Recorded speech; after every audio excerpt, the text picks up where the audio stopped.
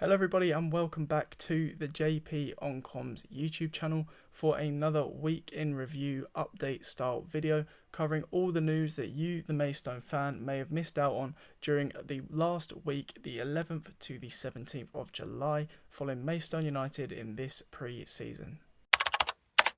So on to Monday, and the standout piece of news in my opinion was of course the lovely weather for the Ducks as stated by the club.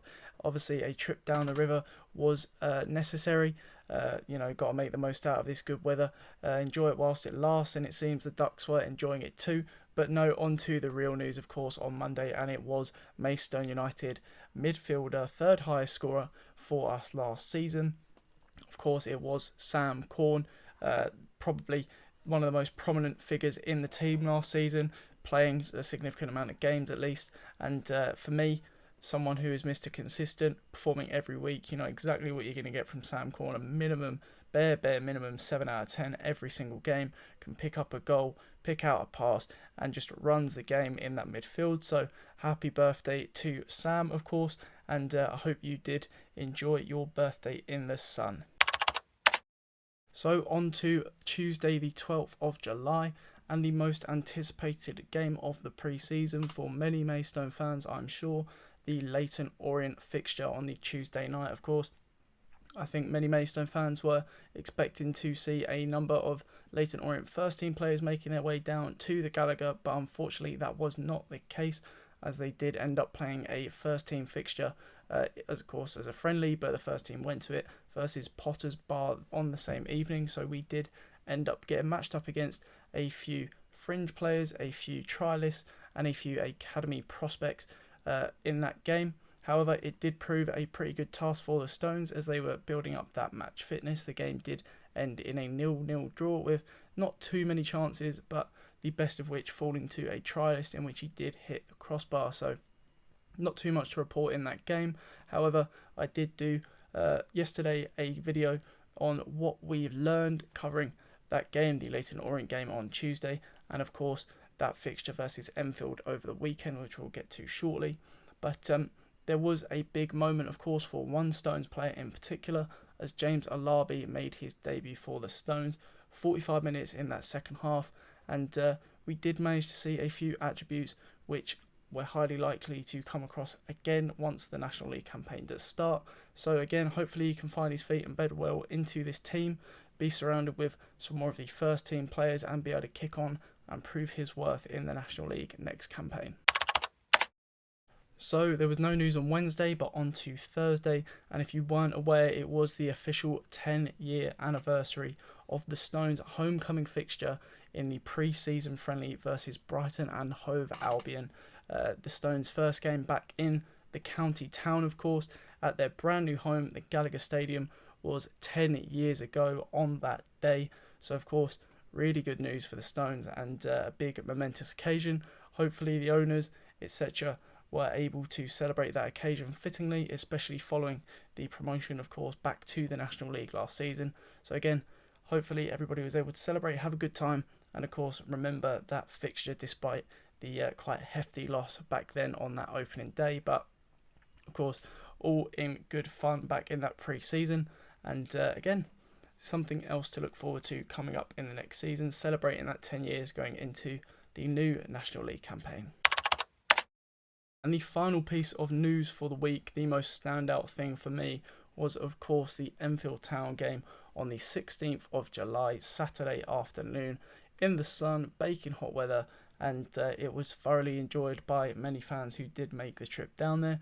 Enfield were without their star man Mo Fowl, who I did mention in one of my 5 signing videos, so if you haven't already, go and check that out.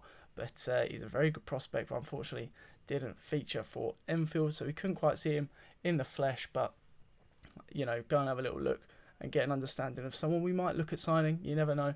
But onto the game now, and of course, if you weren't aware, we did end up winning that game 6-1 with 6 different goal scorers, so quite good in terms of an all-round performance, especially in that first half, which for me was the most standout.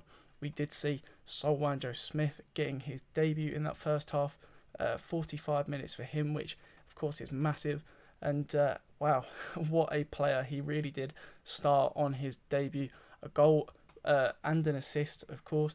The assist coming for Sam Corn early on in the game, bombing it down the left wing, beating his man and pulling it back towards the oncoming Sam Corn, darting into the box as we saw many times last season, and a lovely tucked home finish in the bottom right hand corner from Sam. So really good prospect there, Sol, and someone who definitely passes the eye test. Hopefully he can cut it in the National League. Of course, it's going to be a big step up from where he was at Hungerford last season, but fingers crossed from what we've seen so far, although it's only a very short stint in the team as of this moment in time. But I'm sure he's got the ability to kick on. He's definitely got the right mindset, so hopefully we can see some more from him in the upcoming pre-season games. Henry Woods, someone again who really did perform quite well, picked himself up his first goal for the club as well on his third appearance, so again, congratulations to him for that. Didn't get too many goals or involvements last season at Dover, but of course a really struggling side, so hopefully this Maidstone team is going to give him an outlet to kind of perform, express himself, and really bed into someone who is looking to become a little bit more established in the National League than of course the situation at Dover allowed them last season. For me, another big standout player was Yusuf Mersin. Yet again, another name that keeps cropping up throughout this pre-season. Some fantastic saves. He's very, very quick off his line, and I think that could be quite important for us next season. With balls over the top, of course, we have got a somewhat ageing defence, although it doesn't take away from their quality. Very, very few times were they exposed at the back last season, but it's the National League, it's a step up, so it's something you have got to be wary of. There's some very good, quick, quality players in the National League next year, so having a goalkeeper who's quite confident and quick off his line could benefit us. So again, keep an eye out for that goalkeeper competition. Of course, Tom Hadler there is very much well established in this Maidstone team. Personally, I can't decide who I'd pick, so Hakan's definitely got a headache coming for him over the next few weeks as we go into the National League season. But yeah, we did see the majority of the Maidstone first team feature in that first half, and we did go in at half-time at 4-1 up. In the second half, we saw quite a lot of trialists feature. We saw a few academy prospects and a few more of the fringe players. Perry Ian Dolo bagged a goal in the second half, a lovely finish as well, from around the edge of the box into the bottom right-hand corner. And Dom Odesanya scoring a pretty similar goal as well. Of course, we've seen it many times in the past. Dom getting himself up the field and having a little shot, and again it did bear fruit in this game, so hopefully we can see Dom also fight probably Henry Woods for that position in the team next season. That does seem to be what the midfield three is going to be as it stands: Woods, Booty and Corn, but of course there's always spots up for grabs, and this is the time to try and fight for those positions. So Dom, Perry, Bivesh, they're all there competing against each other, hopefully in a slightly more friendly way than other clubs might have, but I'm sure we've got a very good squad ethic going into this season. Everybody knows their role and their place, but they are subconsciously going to be thinking, how can I break through into this first team? Well, pre-season is a great place to showcase that, so hopefully in the next few games against Tunbridge and both of the Cray teams, we can see a couple of stellar performances and maybe a few more breakthroughs into the first team as we approach the National League campaign next season. But overall, really impressed from that Enfield Town game. It looked like everybody who'd been picking up minutes in the previous weeks really did start to perform. And of course, Sol's debut, Henry Woods kicking on, and James Alabi also banged a goal, a lovely finish as well on his second appearance for the club. Great footwork and a lovely finish into the top right.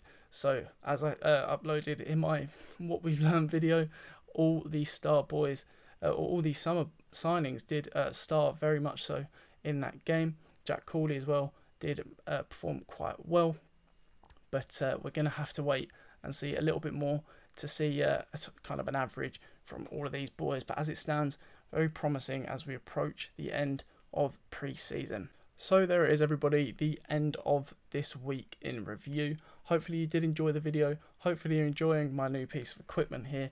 It's a little bit funky looking, but hopefully it is improving the sound quality a little bit. Of course, every little helps, and it all contributes towards improving these videos for my viewers, of course. So as I say, if you did enjoy the video, then please, if you haven't already, do subscribe to the channel. Only encourages me to keep making more videos as we approach the upcoming National League campaign. And of course, if you did like this video in particular, then do, of course, leave a like below. Please do comment any ideas you've got for upcoming videos that I could be making in the coming weeks, and I'll be sure to have a look at them and add them into my schedule as we approach the end of pre-season. So again, thank you all for watching, and I'll hopefully catch you in the next one.